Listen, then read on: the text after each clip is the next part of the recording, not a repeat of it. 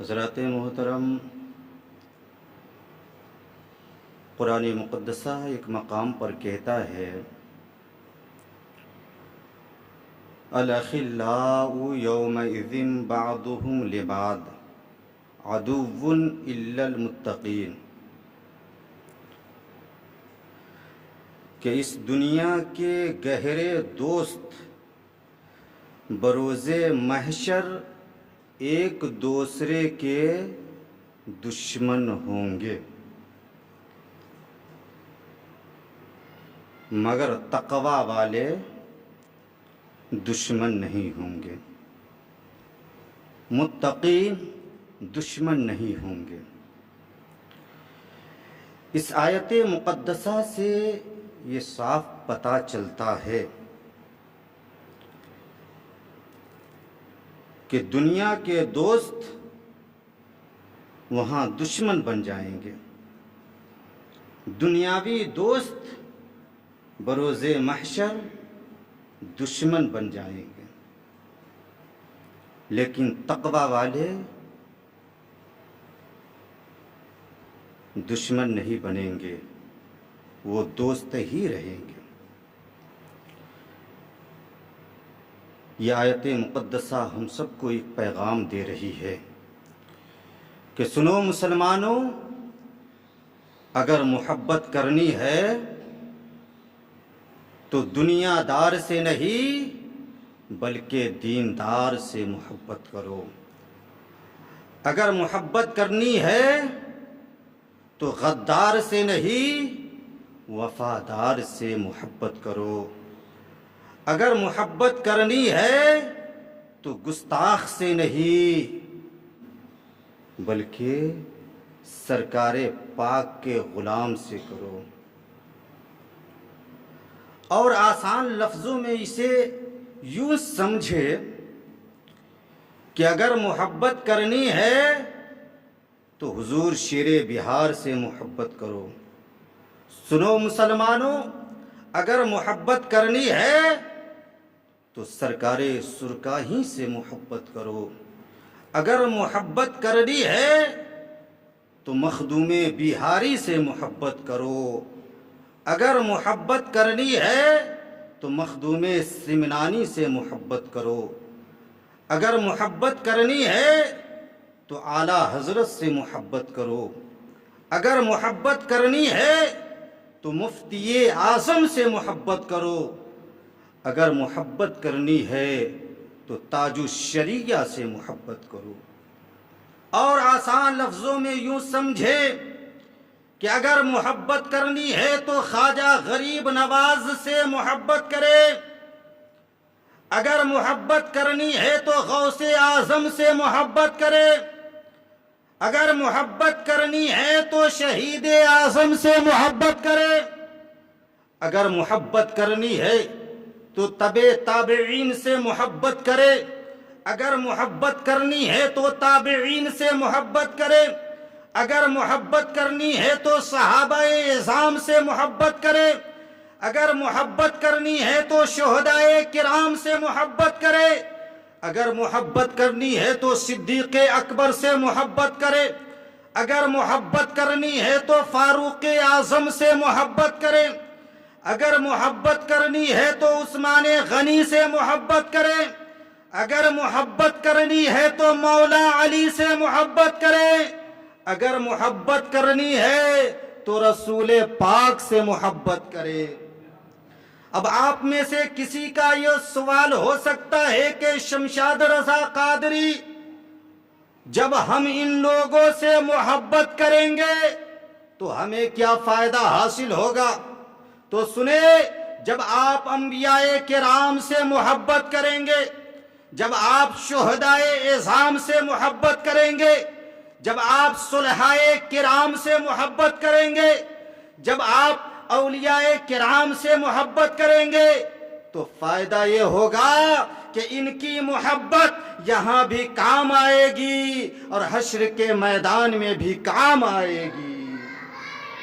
حشر کے میدان میں بھی کام آئے گی۔ لہذا محبت ایسی ذات سے کرے کہ جو یہاں بھی ہمیں فائدہ پہنچائے اور حشر کے میدان میں بھی ہمیں فائدہ پہنچائے، کیونکہ وہ میدان جہاں نفسی نفسی کا عالم ہوگا، کوئی کسی کا پرسان حال نہیں ہوگا۔ قرآن مقدسہ کہتا ہے وَلَا يَسْأَلُ حَمِيمٌ حَمِيمًا، کہ سنو بروز محشر کوئی دوست کسی دوست کی بات نہیں پوچھے گا، کسی دوست کا حال نہیں پوچھے گا۔ آخر کیوں؟ یہاں تو پوچھتا ہے، یہاں تو ہمیشہ طبیعت پوچھتا ہے، حال چال پوچھتا ہے، خبر خیریت پوچھتا ہے، لیکن وہی دوست میدان محشر میں کوئی حال چال نہیں پوچھے گا، کوئی بات نہیں پوچھے گا۔ آخر کیوں؟ اس کا سبب کیا ہے؟ اس کی وجہ کیا ہے؟ تو سنو مسلمانوں، اس کی وجہ یہ ہے کہ اس میدان میں سبوں کو اپنی اپنی فکر ہوگی، کسی کو کسی کی بھی فکر نہیں ہوگی۔ سب کو اپنی اپنی فکر ہوگی، کسی کو کسی کی فکر نہیں ہوگی۔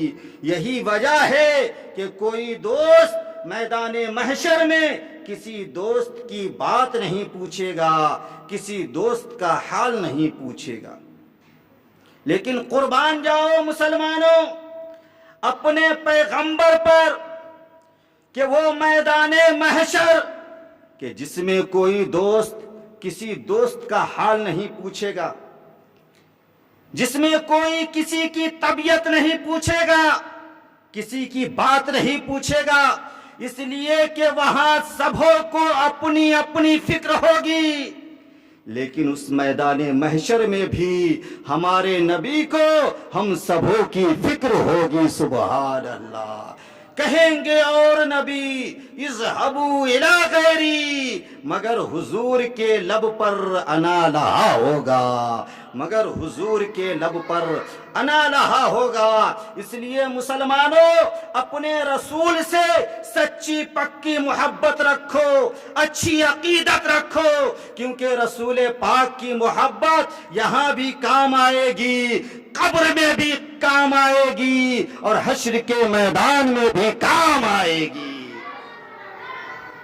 میدان محشر میں کوئی کسی کا حال نہیں پوچھے گا، کیونکہ سبوں کو اپنی اپنی فکر ہوگی، لیکن ہمارے نبی کو ہم سبوں کی فکر ہوگی۔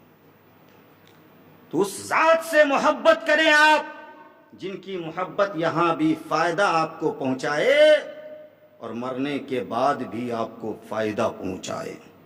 اعلیٰ حضرت لکھتے ہیں یا رسول اللہ تیرے غلاموں کا نقش قدم ہے راہ خدا، تیرے غلاموں کا نقش قدم ہے راہ خدا، وہ کیا بہک سکے جو یہ سراغ لے کے چلے، اور لحد میں عشق رخ شہ کا داغ لے کے چلے، اندھیری رات سنی تھی چراغ لے کے چلے، اندھیری رات سنی تھی چراغ لے کے چلے۔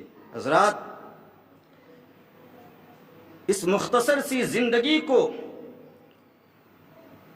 خوبصورتی کے ساتھ عبادت کرتے ہوئے گزارے، سچ بولتے ہوئے گزارے، شریعت مصطفیٰ پر عمل کرتے ہوئے گزارے، کیونکہ ہم سب جانتے ہیں کہ ہمارے ساتھ وہی جانے والا ہے جو ہم کرتے ہیں۔ اچھا کریں گے تو اچھا جائے گا، برا کریں گے تو برا جائے گا۔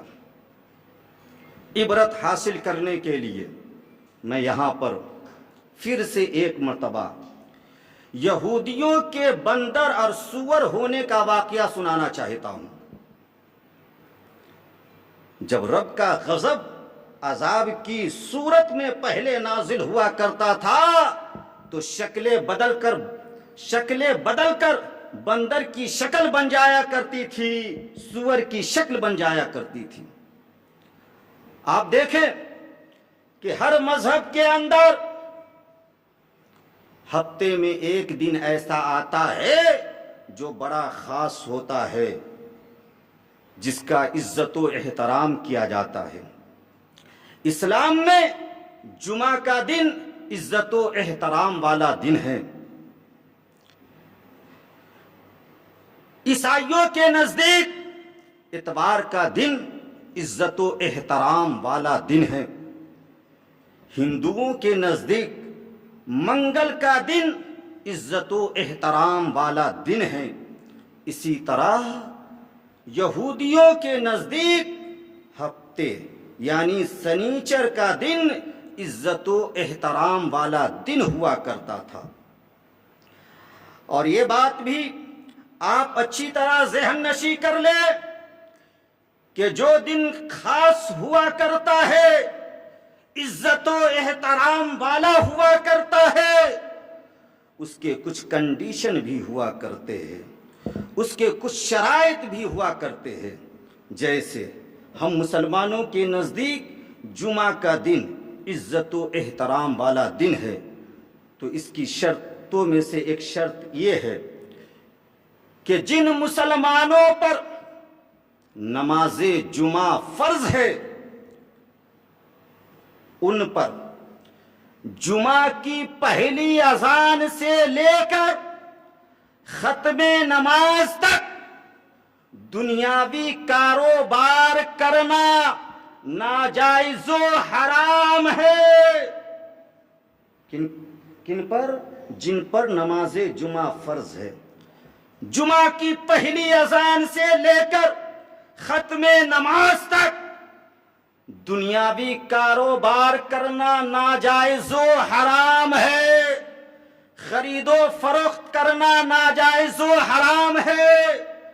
اسی طرح یہودیوں کے اوپر ہفتے کے یعنی سنیچر کے پورے دن دنیاوی کاروبار کرنا، شکار کرنا ناجائز و حرام تھا۔ ہمارے لیے یہ جو پابندی ہے، یہ گھنٹے 2 گھنٹے کی پابندی ہے، لیکن یہودیوں کے لیے جو پابندی تھی وہ پورے دن کی پابندی تھی، صبح سے لے کر شام تک کی پابندی تھی۔ پورے دن وہ کاروبار نہیں کر سکتے تھے، شکار نہیں کر سکتے تھے۔ اب دیکھیں، حضرت موسیٰ علیہ السلام کے اس دنیا سے رخصت ہونے کے کئی برس بعد کا یہ واقعہ ہے کہ بنی اسرائیل کی ایک جماعت بحر قلزم کے کنارے شہر ایلا میں موجود تھی۔ یہ جماعت مچھلی کی بڑی شوقین تھی۔ بڑے شوق کے ساتھ یہ جماعت مچھلی کو تناول کیا کرتی تھی۔ رب کی شان دیکھے کہ پابندی والے دن ہی یعنی ہفتے کے دن ہی بحر قلزم کے کنارے ایک سے بڑھ کر ایک مچھلی نمودار ہوا کرتی تھی۔ بڑی بڑی مچھلیاں نمودار ہوا کرتی تھی، جس میں وہ مچھلی بھی آتی تھی جس کے پیٹ میں حضرت یونس علیہ السلام قیام فرمائے تھے۔ سبحان اللہ۔ یہ جماعت مچھلی کی بڑی شوقین تھی۔ جب دریا کے کنارے سنیچر کے دن، پابندی والے دن، بڑی بڑی خوبصورت مچھلیوں کو یہ جماعت دیکھا کرتی تھی تو ان کے منہ میں پانی آ جایا کرتا تھا۔ یہ لوگ تڑپ جایا کرتے تھے، کاش یہ مچھلی مجھے مل جاتی تو میں اسے پکڑتا، اسے کھاتا، اپنی بھوک کو مٹاتا۔ تو ان لوگوں نے مشورہ کیا کہ کوئی ایسی تدبیر نکالی جائے کہ جس سے سانپ بھی مر جائے اور لاٹھی بھی بچ جائے، یعنی مچھلیوں کا شکار بھی ہو جائے اور ہفتے کا احترام بھی ہو جائے۔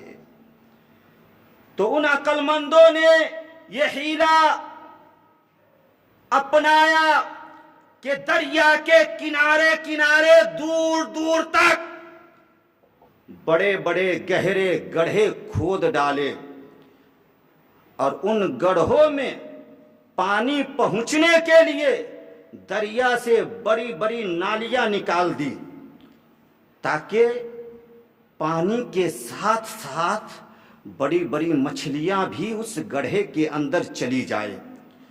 تو وہ لوگ جمعہ کے دن شام کے وقت نالیوں کا منہ کھول دیا کرتے تھے۔ سنیچر کے دن پانی کے ساتھ ساتھ بڑی بڑی مچھلیاں ان گڑھوں میں آ جایا کرتی تھی، اور پھر سنیچر کی شام میں ان گڑھوں کا منہ بند کر دیا کرتے تھے، اور اتوار کے دن ان گڑھوں سے مچھلیوں کو پکڑ لیا کرتے تھے، اسے کھاتے بھی تھے اور بازاروں میں بیچا بھی کرتے تھے۔ اور اس طرح وہ سمجھا کرتے تھے کہ ہم جو کام کر رہے ہیں یہ اچھا کر رہے ہیں۔ وہ لوگ بڑے خوش ہوا کرتے تھے۔ برسوں تک وہ لوگ ایسا کرتے رہے، مچھلیاں پکڑتے رہے، بازاروں میں بیچتے رہے، یہاں تک کہ وہ بیچتے بیچتے بڑے مالدار ہو گئے، بڑے بڑے محلوں میں رہنے لگے۔ ان لوگوں کی 70,000 کی تعداد تھی۔ تو ان میں سے کچھ لوگوں نے ان شکاریوں سے کہا کہ سنو، یہ جو شکار کر رہے ہو نا، یہ بہت غلط کر رہے ہو، باز آ جاؤ ورنہ رب کا غضب عذاب کی صورت میں تم لوگوں پر نازل ہو جائے گا۔ یہ منع کرنے والے لوگ منع کرتے رہے، لیکن شکار کرنے والے لوگ ان کی باتوں کو مانے نہیں۔ 3 گروہ ہو گیا ان 70,000 کی تعداد کے اندر۔ ایک منع کرنے والے کا گروہ، دوسرا چپ رہنے والے کا گروہ، اور تیسرا شکار کرنے والے لوگوں کا گروہ۔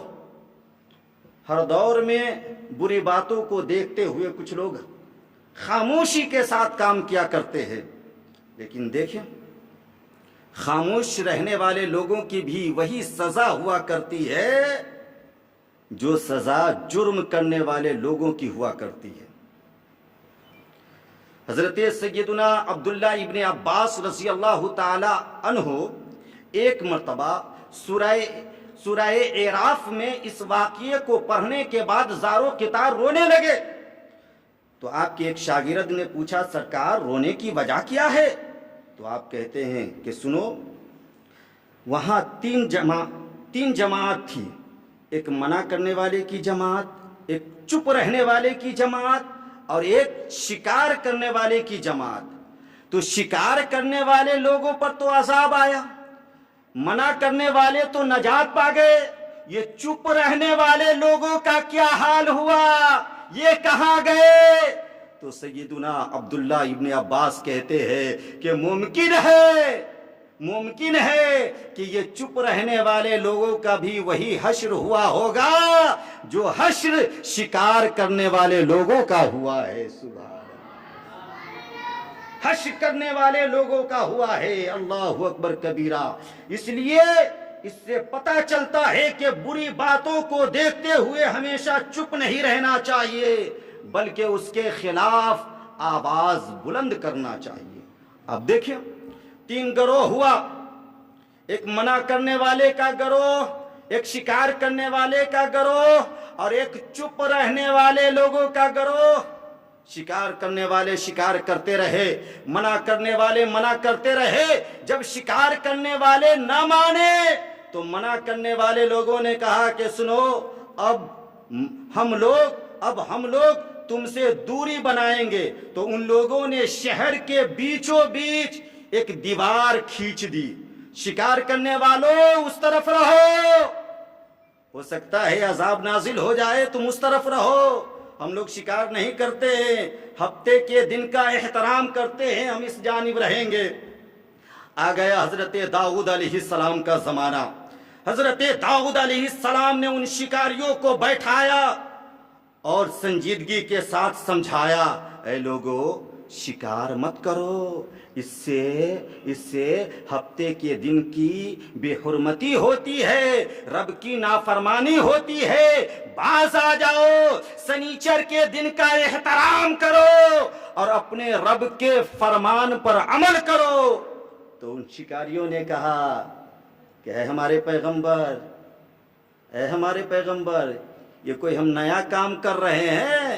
ارے برسوں سے یہ کام کر رہے ہیں، ان کاموں کو کرتے کرتے بڑا مال اکٹھا کیے ہیں ہم لوگ۔ اگر یہ کام برا ہوتا تو ہم لوگ امن و امان کے ساتھ کیسے رہتے؟ ہم لوگ چین و سکون کے ساتھ کیسے رہتے؟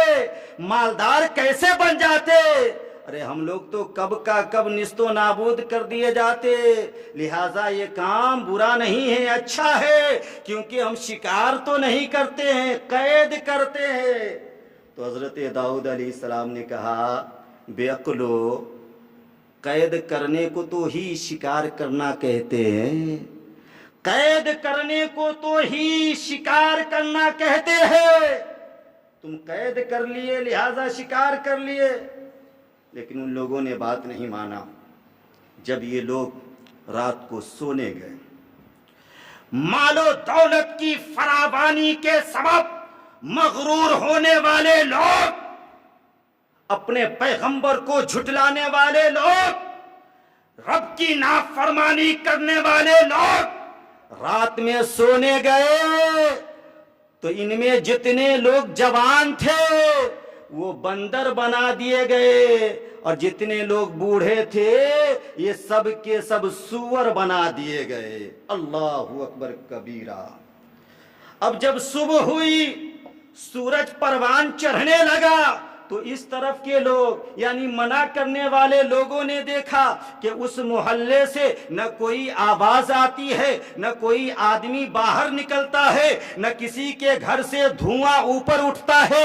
تو وہ لوگ بڑے متفکر ہوئے، بڑے متعجب ہوئے کہ آخر وجہ کیا ہے کہ اس محلے سے نہ کوئی آواز آتی ہے، نہ کوئی باہر نکلتا ہے، اور نہ کسی کے مکان سے دھواں اوپر کو اٹھتا ہے۔ تو یہ لوگ دیواروں کو پھاند کر ان کے گھروں میں گئے۔ جب جاتے ہیں تو دیکھتے کیا ہے کہ وہ سب کے سب بندر و سور بنے ہوئے ہیں، بندر و سور بنے ہوئے ہیں۔ عقلیں کام کر رہی ہے، سوچنے سمجھنے کی قوت باقی ہے، لیکن بولنے کی قوت ختم کر دی گئی ہے۔ جب یہ لوگ اس طرف گئے تو وہ سب بندر اور جو سور بنے تھے وہ سب آنے لگے اور ان لوگوں کے قدموں پر گرنے لگے، ان کے دامن کو پکڑ پکڑ کر زاروں قطار رونے لگے۔ تو ان لوگوں نے کہا کہ ہم نے تو سمجھایا تھا کہ شکار نہ کرو، آخر آج تم عذاب الہی میں مبتلا ہو گئے نا۔ تو وہ سب کے سب سر کو ہلانے لگے اور آنسو زاروں قطار بہانے لگے۔ بتانا مقصد یہ ہے کہ اگر کوئی برا کام، کوئی غلط کام آپ برسوں سے کر رہے ہیں اور اس پر آپ پکڑے نہیں جا رہے ہیں، یعنی سزا میں مبتلا نہیں کیے جا رہے ہیں، تو یاد رکھنا اس برے کام کو آپ ہرگز اپنے لیے اچھا مت سمجھنے لگنا، کیونکہ رب کی پکڑ بڑی سخت ہے۔ جب رب چاہے گا سختی سے پکڑے گا اور عذاب میں آپ کو مبتلا فرما دے گا، جیسا کہ بنی اسرائیل کے ان لوگوں کو رب نے پکڑا اور عذاب میں مبتلا فرما دیا۔ اب کچھ لوگ کہتے ہیں کہ جو آج بندر موجود ہے نا انہی کی نسل سے ہے، سماج میں یہ مشہور ہے، لیکن ایسا نہیں ہے۔ وہ لوگ جو بندر بنائے گئے تھے وہ صرف 3 دن زندہ رہے، 3 دن کے بعد وہ ختم کر دیے گئے۔ بندر ان لوگوں سے پہلے بھی موجود تھا، اپنی نسل سے آج کا بھی بندر موجود ہے، ان لوگوں کی نسل سے بندر موجود نہیں ہے۔ بتانا مقصد یہ ہے کہ زندگی کو درست کیجئے، نیک اعمال کے ساتھ، خوبصورت بنائیے اچھے کاموں کے ساتھ۔ جو کام آپ برسوں سے کر رہے ہیں، رب کی خوشنودی حاصل کرنے کے لیے ان برے کاموں سے توبہ کر لیجئے۔ جب توبہ کریں گے، رب قدیر بڑا مہربان ہے، غفور الرحیم ہے، آپ کی توبہ کو بھی قبول فرما لے گا اور آپ کے گناہوں کو بھی مٹا دے گا۔ اللہ تعالی ہم سبوں کو نیک کام کثرت کے ساتھ کرنے کی توفیق عطا فرمائے۔ وآخر دعوانا الحمدللہ رب العالمین۔